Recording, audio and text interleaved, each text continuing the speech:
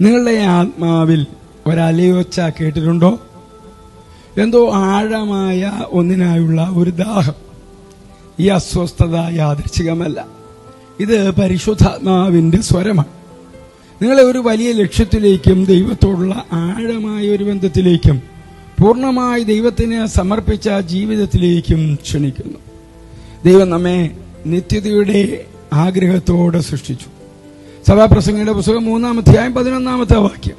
ഈ ദാഹം ഒരു പരിശുദ്ധമായ അതൃപ്തിയാണ്. ഈ ലോകം നമ്മുടെ വീടല്ല എന്നുള്ള ഓർമ്മപ്പെടുത്തൽ. ദാവീദ് പ്രാർത്ഥിച്ചതുപോലെ ദൈവത്തിനായി, ജീവനുള്ള ദൈവത്തിനായി എന്റെ ആത്മാവ് ദാഹിക്കുന്നു. ഈ വിളി നന്നായി മനസ്സിലാക്കാൻ നാം ശ്രദ്ധിക്കാൻ സമയം കണ്ടെത്തണം.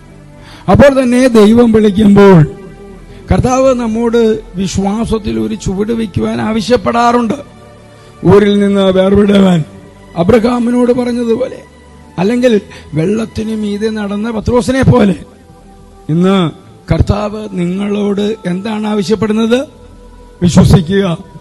ദൈവത്തിന്റെ വഴി മനസ്സിലാകാത്തതായിരിക്കാം, പക്ഷേ കർത്താവിന്റെ പദ്ധതികൾ എപ്പോഴും പൂർണ്ണമാണ്. ക്രിസ്തുയേശുവിലൂടെ നിത്യതയ്ക്ക് ഉതകുന്ന ഒരു നല്ല ദിവസം ആശംസിക്കുന്നു.